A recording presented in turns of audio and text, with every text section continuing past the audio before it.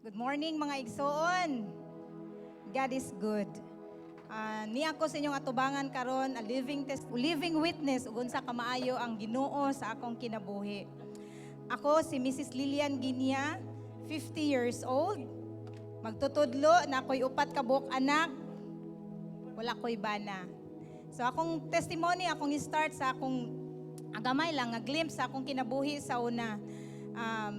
Anak ko ni Mr. and Mrs. Samuel Retesa, namatay akong mama, 35 years old.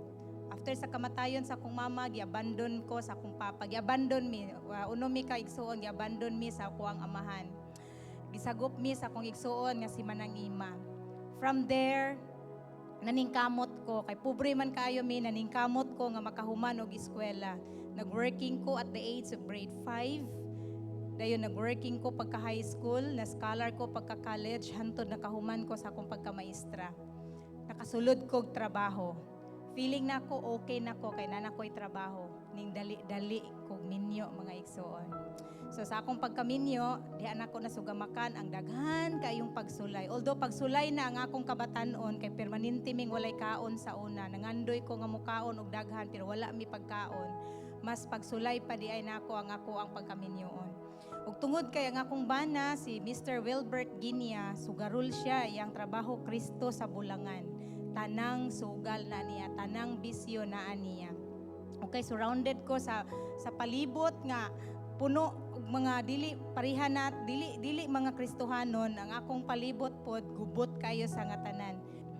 Then kusog kaayo ko mamalikas. Kusog jud ko mamalikas kay ang ako pong palibot puro man mamalikas. Manunglo ko. Ang labi na ginako tong luhon akong bana kay naman siya gamay nga pagkabadlungon.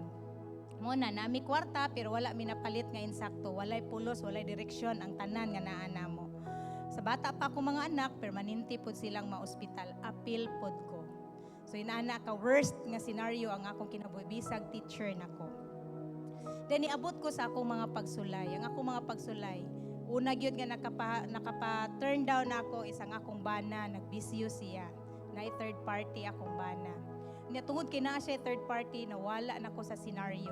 Then nag-cry ko. Kana nga point sa akong kinabuhi, naghilak ko nga kanang hilak nga dili siya hilak, kung dili kanang wailing ba, nagbako ko sa Ginoo.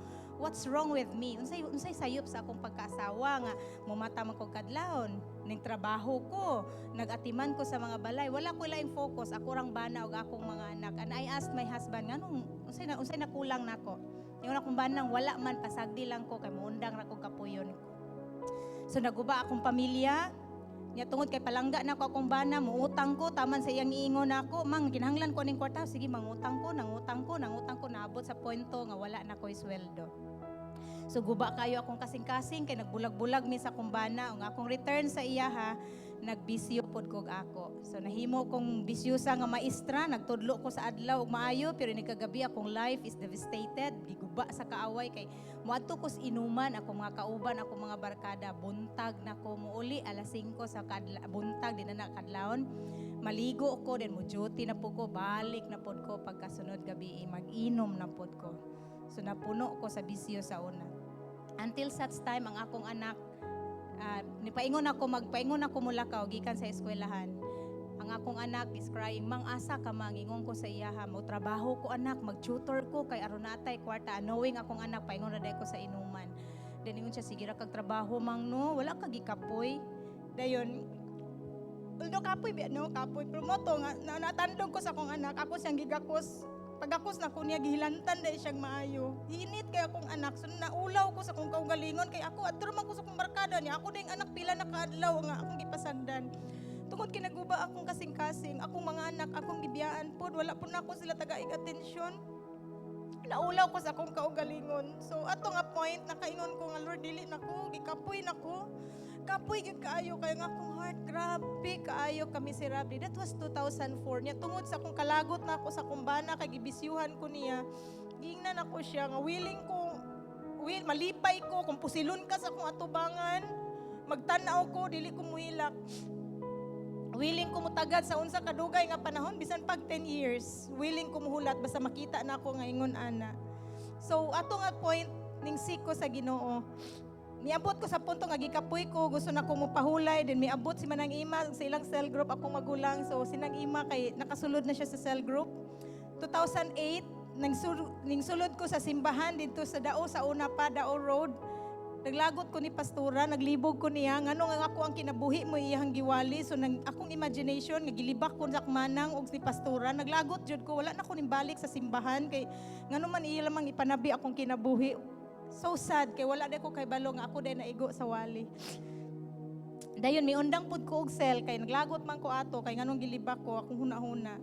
Dayon gikapoy na jud kaayo ko pero sinang Ima wala siya gikapoy sa pag-atiman nako. Nagpray ko nga bawala ang sakit sa akong dughan, ingon ko sa akong bana, kuhai ko kasing-kasing, ilisin ni kasing-kasing nga dili na masakitan.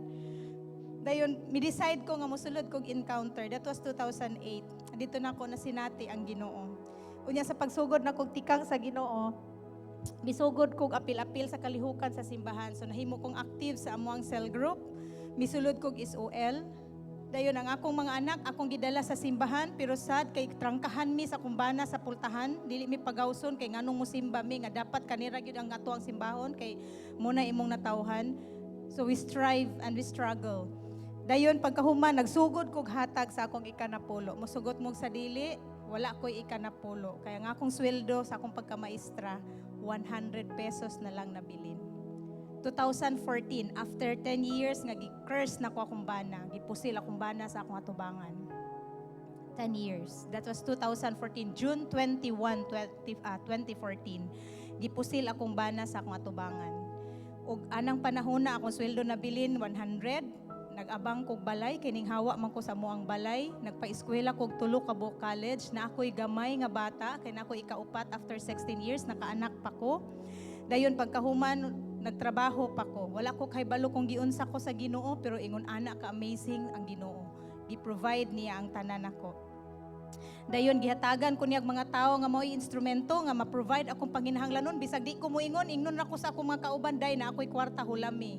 Unya lang na bayarig mga kwarta na ka. So ingon ana ka maayo ang Ginoo.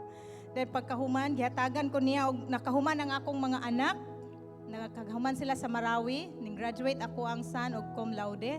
Ning graduate pod akong mga anak with honors. Nalipay kaayo ko, nakatrabaho sila, naa sila diri sa Pagadian. Ug kada tuig sa akong pagsimba, doon ako listahan sa akong mga prayers. Ug kana nga mga prayers, ako gina siyang kada tuig akong ibalhin. Pag dili ma-answer karon tuiga, akong ibalhin. And these are some of the answered prayers. Makahuman ako mga anak, nakahuman sila. Makatrabaho sila, nakahuman silang tulo, nakatrabaho. Ma-promote ko sa akong trabaho for long years, naghulat ko for 28 years, wala ko na-promote.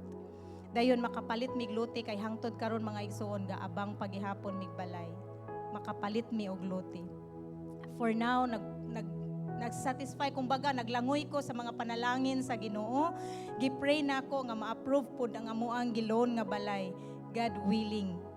So willing ko maghulat sa right timing ni Lord. Sa pagkakaroon, ga-process mi sa akong anak sa among housing loan sa Pag-ibig.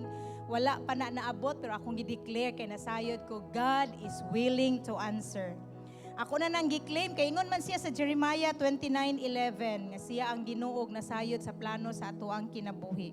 Then sa Isaiah po, ingon siya, I the Lord, if it is right time, I the Lord will make it happen. So willing ko maghulat, ug ang akong response sa pagkamaayo sa Ginoo, kundi ang tanan pagpasalamat, mupadayon ko pagsimba hangtod sa akong last breath. Mupadayon ko sa pagpasakop sa ako ang cell, sa amo ang cell na ako under ni Ate Yuping, nga under po ko ni Inday Aher nga grupo.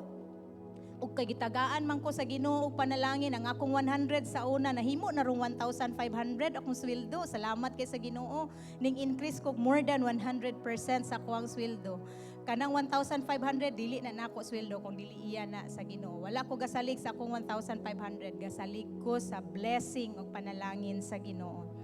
Dayon akong iuli ang tanan nga iyang gihatag nako, makig-uban ko niya sa iyang presensya sa kanunay ug sa tanang panahon.